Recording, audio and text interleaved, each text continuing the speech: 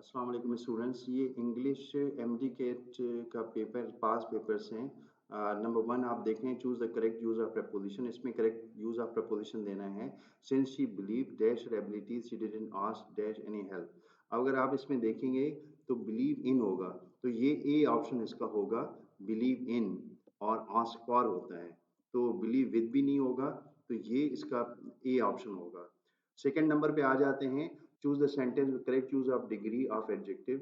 तो ये मोर बिग है पहले में, और बिगर देन है, ये देन गलत है, THEN। तो ये होगा बिगर देन, सी ऑप्शन इसका होगा,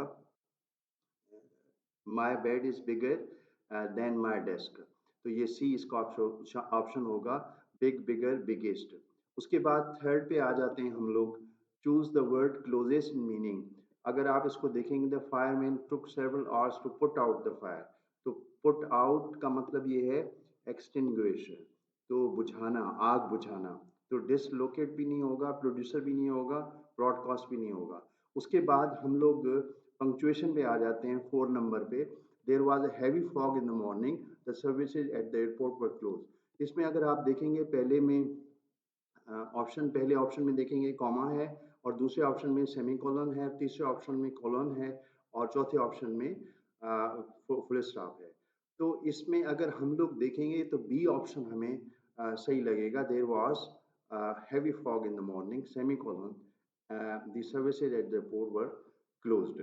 तो इसका बी ऑप्शन जो है, जहाँ पे सेमीकोलन है, वो सही लग रहा है। उसके बाद हम फिफ्थ नंबर में आएंगे, identify the correct spelling of the given word from the following. तो अगर आप देखेंगे, इसकी स्पेलिंग देखेंगे, तो ग्रीवियस की स्पेलिंग GRIEVOUS। तो ये डी ऑप्शन इसका सही होगा, इसमें डी ऑप्शन सही होगा आपका। उसके बाद सिक्स नंबर पे आते हैं, complete the given sentence with the most appropriate pronoun. अगर आप देखेंगे, scientist dash are turning away from the cruder mechanical ideas. अगर आप देखेंगे, साइंटिस्ट आर सेल्स भी नहीं होगा, हर सेल्फ भी नहीं होगा, और देयर सेल्स भी नहीं होगा, तो scientist themselves are turning away. तो ये इसका बी ऑप्शन इसका होगा, साइंटिस्ट देम सेल्स। उसके बाद हम सातवें नंबर पे आते हैं, identify the tense of the given sentence. The sick child has been sleeping for 3 hours. तो has been sleeping for 3 hours है, पॉइंट ऑफ टाइम, ये जो है पीरियड ऑफ टाइम है फॉर 3 आवर्स। तो ये प्रेजेंट परफेक्ट कंटिन्यूअस होगा, इसका ए ऑप्शन होगा, प्रेजेंट परफेक्ट कंटिन्यूअस। उसके बाद नीचे आएंगे, choose the sentence that is grammatically correct.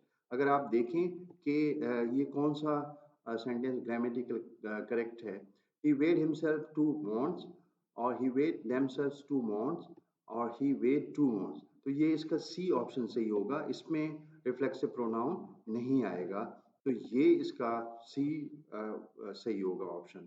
उसके बाद 9 नंबर पे आएंगे, choose the correct option. We felt as if the ground was digging, sinking, slipping. ये slipping beneath our feet। तो ये इसका बी ऑप्शन होगा, स्लिपिंग जो है वो बिल्कुल सही ऑप्शन है। उसके बाद 10वें नंबर पे आएंगे, a few years ago it dash that human beings do not belong to the अर्थ।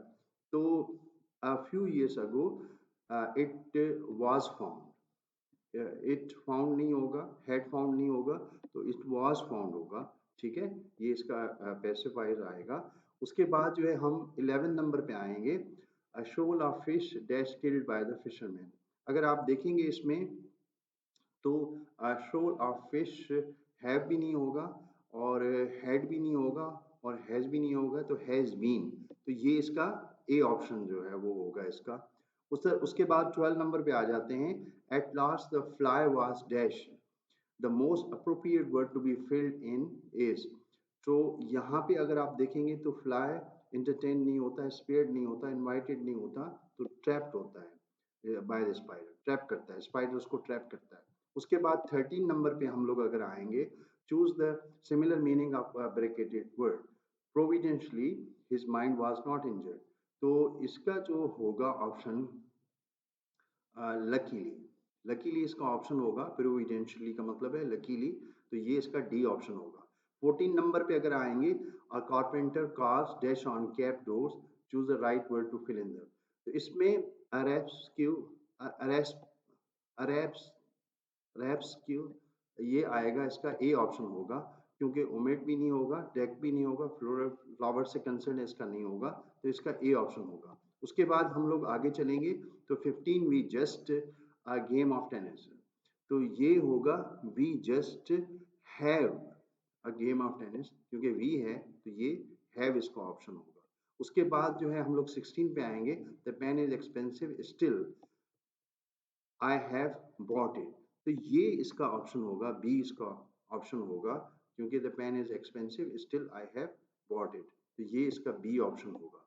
उसके बाद अगर आप 17 पे आएंगे, पंक्चुएट द गिवन सेंटेंस, इसमें अगर देखेंगे तो father is a chairman of the committee on the international relations, he also heads the discipline committee, तो इसमें अगर आप देखेंगे यहाँ पे कॉलन लगा हुआ है दूसरे में, और तीसरे में अगर आप देखेंगे डैश लगा हुआ है, और चौथे में देखेंगे but he also heads the discipline committee, तो इसमें अगर आप देखेंगे तो पहला वाला सही है, और इसमें फुल स्टॉप है, फुल स्टॉप के बाद जो है दूसरा आइडिया इसमें दिया गया है, तो इसमें अगर चारों को हम ऑब्जर्व करें तो पहला वाला बिल्कुल इसमें सही है, फुल स्टॉप ही आएगा।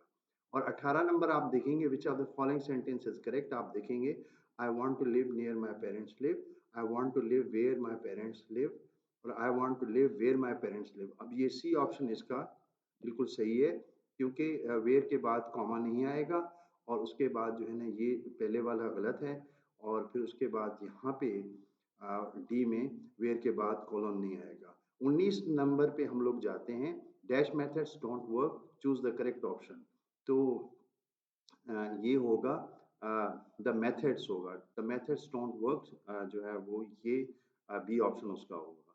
उसके बाद 20 नंबर है, सिनोनिम ऑफ द वर्ड है कैप्रिशियस है, कैप्रिशियस का मतलब है फिकल,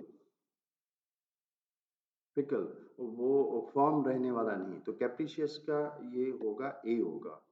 तो ये 2023 और 2024 का ये जो है ऑब्जेक्टिव थे इंग्लिश के, और वो मैं उम्मीद रखता हूँ कि आपको ये समझ में चीज़ें आ गई होंगी, और बाकी चीज़ों की आप प्रैक्टिस करें, प्रपोजिशन की प्रैक्टिस करें, पंक्चुएशन की, और देख लें, जितने भी पेपर हैं पास पेपर्स उनको देख लेंगे, उम्मीद है आपको चीज़ें समझ में आ जाएंगी और आपका पेपर इंशाल्लाह अच्छा होगा। Thank you very much.